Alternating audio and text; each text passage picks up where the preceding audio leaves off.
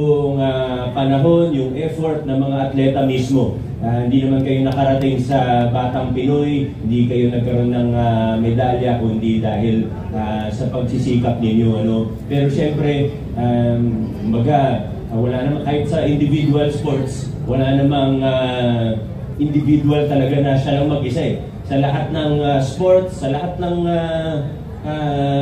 sa buhay, lagi po, pag meron tayong tagumpay, ay dahil po yan merong tumulong sa atin, meron tayong mga kasama.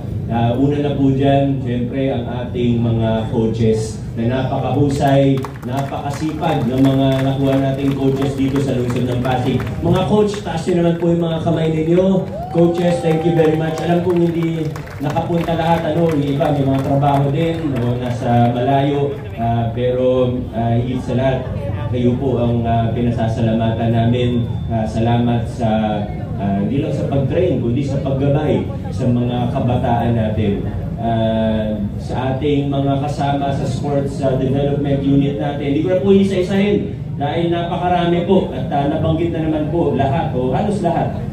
Kanina lamang ni Sir Reggie habang nag-host po sila. Pero siyempre kailangan natin banggitin ang ating Department of Education Schools Division Office. Yun Ma'am Cheryl, Sir DJ, maraming salamat po sa inyo. Napakaganda po ng ginagawa ninyo. Hindi lang naman sa sports, pero sa lahat ng trabaho ninyo. Sa ating Congressman Roman Romulo, ang laki din ang suporta sa ating mga atleta.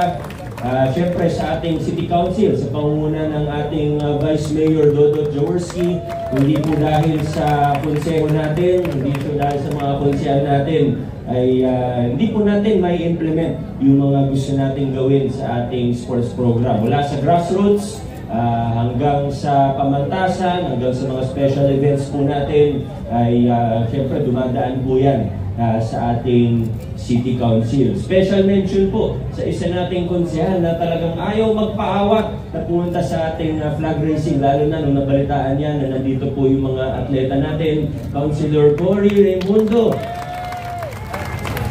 Sa totoo lang, bilib na bilib po ako kay Tita Cory, kasi kahit na minsan may konting karamdaman, talagang napakasipag, hindi nagpapaawat. Pero Tita Cory, alam ko naman po, kaya talaga kayo pumunta dito ngayong umaga kasi gusto niyong ipagyabang yung bago ninyong wheels. Kaya maraming salamat, Tita Cory. Salamat sa suporta din sa ating mga atleta. Sa lahat ng mga kasama, yung mga nandito behind the scenes, muli po, hindi ko na isa-isahin yung mga pangalan nila. Siguro special mention na lang kay Coach Nana. Wala po siya ngayong umaga, kaya siya talaga yung babanggitin ko. Birthday niya daw po ngayon. Kaya pag may pagkakataon kayo, batiin niyo naman siya ng happy birthday. Coach Nana, kung nasan ka man ngayon, maraming salamat sa iyo. At sana wag mo po kaming iiwan sa sports development unit natin. Pero, saan si Coach Jessie? Coach Jessie, nag-usap na ba kayo ni Ma'am Nana? Ikaw na bahala, Coach Jessie, sa lahat po, muli po sa mga nagtrabaho behind the scenes, alam ko ayaw naman nila magpabanggit na ng pangalan, pero talagang grabe, nagpuyat sila, nagpagod sila para maging maayos, para maging matagumpay po. Kasi medyo malayo rin yung games, sa Palawan pa. Kaya yun talagang big production number itong ginawa natin. Pero naging maayos, naging matagumpay po, at nakakatuwa dahil first time po natin na mag number 1. Hindi rin ako makapaniwala na mag number 1 tayo, pero dahil sa inyo, narating po natin ito. Alam ko naman, ginagawa ito ng mga atleta. Ginagawa natin ito. Opo, may incentives. At alam ko, sabi nga ng isang atleta kanina, masaya siya dahil sa incentives. At importante din po yan. Pero hindi natin ito ginagawa para doon. Ginagawa natin ito dahil naniniwala tayo na ang sports, malaking bahagi ng buhay natin. Sa sports, napopromote natin ng kalusugan, siguro yun po yung una. Pero higit sa kalusugan, yung character development, yung spirit of excellence, yung hard work, teamwork, discipline, yan po yung nade-develop natin at malaking bagay ito sa paghubog ng ating mga susunod na henerasyon ng mga Pasigueño. Kaya muli po, congratulations sa atletang Pasigueño at sa buong lungsod Pasig. Alam ko medyo umiinit na po, pero pasensya nila, may isa na lang po akong babanggitin dahil napaka-importante po, lalo na ngayong bagong taon. Ayoko man talaga pinag-uusapan ito, pero kailangan lang po talaga na mag-ingat po tayo, lalo na ngayon sa mga, hindi lang sa mga naririnig o ng mga nabalitaan natin, pero lalo na sa social media, mag-ingat tayo sa mga, ano bang itatawag sa mga modus sa social media. Nitong nakaraang mga linggo, naging biktima po ako, naging biktima si Vice Mayor Dodot, si Councilor Volta, si Councilor Angelo, si Councilor Buboy at ilan pa. Naging biktima din po ang Puso, office ng Puso mismo, ng LYDO at iba pa, na ang nangyayari, may mga bumibili po ng foreign pages, kadalasan Vietnamese or Bangladesh, na mga foreign pages, kino-convert, pinapalitan yung pangalan para gayahin kami, para gayahin yung mga opisina natin, tapos minamass report yung mga totoong page o yung mga original na page para masuspend. Hindi ko alam kung ano yung purpose, hindi ko alam kung anong layunin nila, pero ang malinaw po ay ito po ay orchestrated, malinaw po na ito po ay ginagastosan o pinupondohan, kaya sana po ay mag-ingat lang po tayo.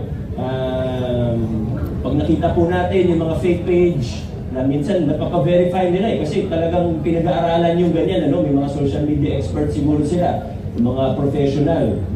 So kailangan mag-ingat po tayo pag nakita may po ng tulong sa inyo na i-report natin kasi ito, hindi nga ito tungkol sa politika lang. Of course, kasama yung politika dyan. Pero ang problema, nakakaabala sa trabaho Nagugulo po yung trabaho natin. Gaya na lang yung gumawa ng fake na page ng Pasig Urban Settlement Office ay medyo nakaka-alarma, nakakabahala at maaaring maging delikado.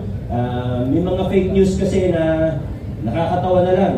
Nung nakaraan, di ba, ang daming nag-get well soon sa akin. Wala naman akong sakit kasi may nakita silang post ng 2017 nung bagong opera ako. 7 years ago na yun, 8 years ago na yun.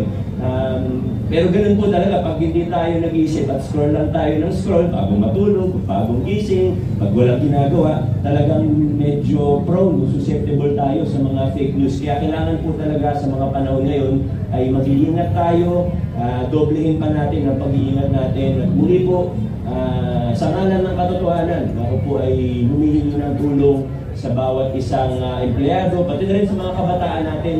Wala naman tayong gagawin na hindi maganda, doon lang tayo sa katotohanan.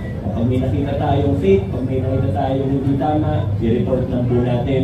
At higit sa lahat, muli po, mag-iingat po tayo. Maraming salamat po. At muli po, babalikan ko po ang mga atleta natin. Keep up the good work. Alam kong hindi pa po ito yung huling mga medal na makukuha ninyo. Hindi ito yung mga huling kompetisyon na sasalihin ninyo. Pero keep it up. Kami po ay proud na proud sa inyo at hindi po kami magsasawa na suportahan kayo. Maraming salamat. Congratulations! Mabuhay ang mga atletang Pasigueño. Adjourn na po tayo.